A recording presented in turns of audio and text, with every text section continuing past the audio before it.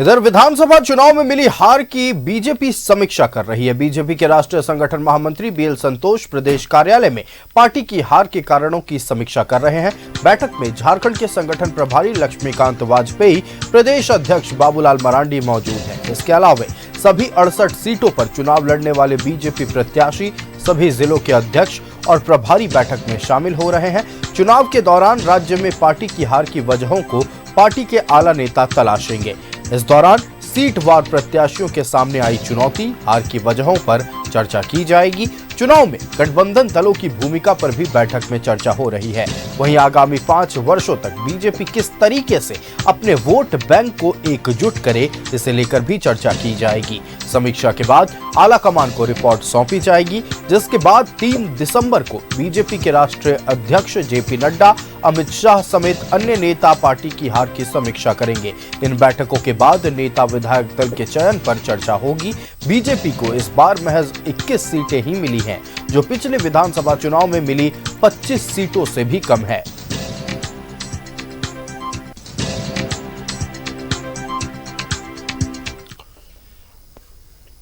बैठक के लिए यही सूचना हुई है कि हम लोग जितने भी हारे हुए प्रत्याशी हैं, उन पे चिंतन मंथन किया जाएगा। कहाँ किससे क्या चूक हुई है, उस पे बैठ के तय किया जाएगा।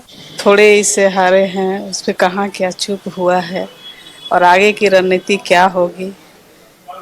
जिनका जिनका जीवन में संघर्ष, मेरे जीवन के बारे में तो जानते ही हैं, संघर्ष ही जीवन है।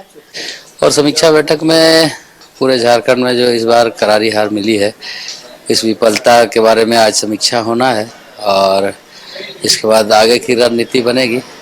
और जो झारखंड सरकार ने झूठों वादों के साथ पिछले बार भी सरकार बनाई थी और इस बार भी उन्होंने कई इस तरह के झूठे वादे किए हैं, उस वादे को धरातल पर पिछले बार भी नहीं ला पाए और इस बार भी नहीं ला पाएंगे, ये तो निश्चित है।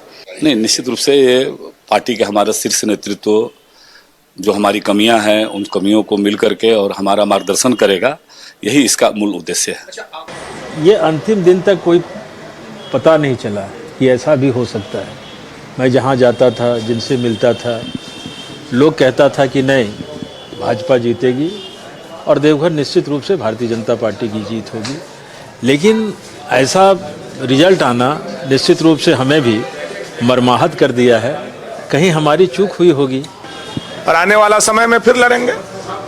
विपक्ष में बैठने का, रहने का, लड़ने का अवसर और अनुभव दोनों हम लोगों को मिला है। उसका फायदा झारखंड को पहुंचाने का काम करेंगे। पहले कोई पाबंदी नहीं थी, अब पाबंदी के साथ मैया योजना 3200 रुपये क्विंटल धान खरीदेंगे, 2400 रुपये क्विंटल पर आ गए हैं। तो सरकार अपने घोषणा से स्वतः पीछे हटती जा रही है और आने वाला समय में झारखंड की जनता इनके घोषणा और इनके काम जब तुलना करेगी, तब सरकार को पनिश करने का अगले बार काम करेगी। तो झूठी वादे करके जो सरकार आई, आज झूठा वादा को पूरा करने का समय आ गया। मुझे ऐसा लगता है कि तमाम ऐसी चीज़ें थी जो हमारी हार की तरफ अंकित कर रही है। इसी को लेकर समीक्षात्मक बैठक है। हम लोग चुनाव भले ही आ रहे हैं, लेकिन हम लोग पुनः मैदान में आएंगे और जोरदार तरीके से आएंगे और पूर्ण बहुमत के साथ आएंगे। ये संकल्प लेके आज हम लोग। हमारे साथ संवाददाता रुचि लाइव जुड़ चुकी है। रुचि का रुख करते हैं। रुचि, आज हार के कारणों को लेकर एक महत्वपूर्ण बैठक भारतीय जनता पार्टी के प्रदेश कार्यालय में चल रही है। बीएल संतोष मौजूद हैं, लक्ष्मीकांत वाजपेयी मौजूद है और साथ ही मौजूद हैं 68 सीटों पर विधानसभा चुनाव लड़ने वाले प्रत्याशी। 2019 के मुकाबले इस बार 4 सीटें कम मिली है, करारी शिकस्त मिली है। किन किन कारणों के कारण हार मिली इस बार बीजेपी को, ये तमाम मसलों पर चर्चा किया जा रहा है। क्या है अपडेट?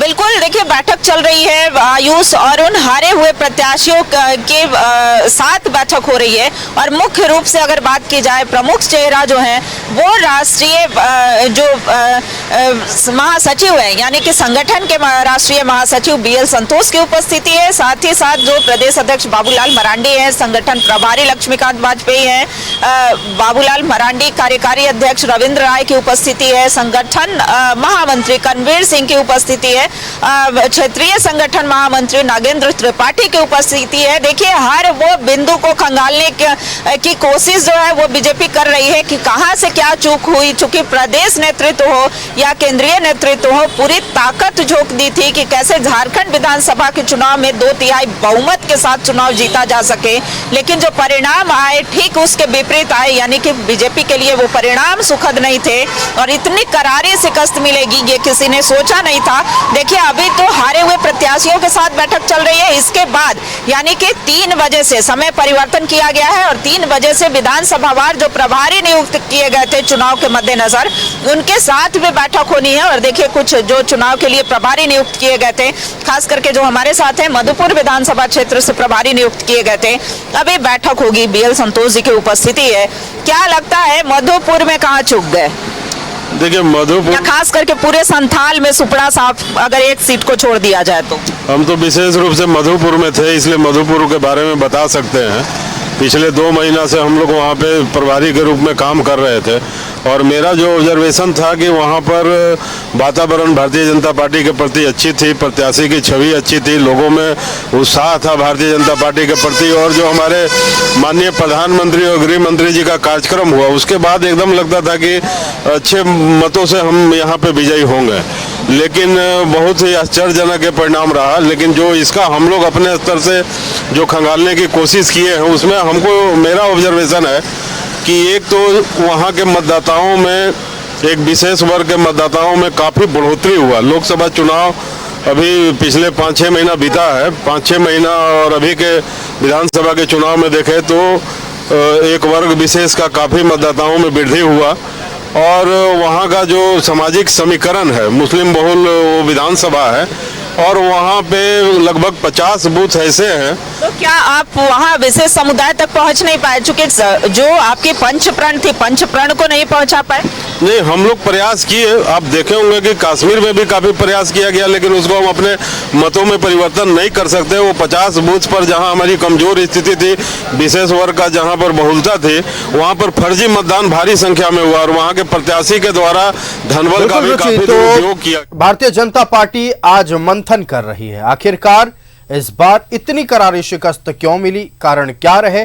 फिलहाल सभी 68 प्रत्याशियों के साथ और खास करके उन प्रत्याशियों के साथ बैठक चल रही है जिन्हें हार का सामना करना पड़ा था। रुचि, आपका हमारे साथ बनने के लिए और तमाम जानकारी दर्शकों तक पहुंचाने के लिए बहुत बहुत धन्यवाद। आप नजरें बनाए रखिएगा, आपके जरिए हर पल की अपडेट हम दर्शकों तक पहुंचाते रहेंगे। तो आज भारतीय जनता पार्टी के कार्यालय में समीक्षा बैठक चल रही है। विधानसभा चुनाव में मिली हार के कारणों को ढूंढा जा रहा है।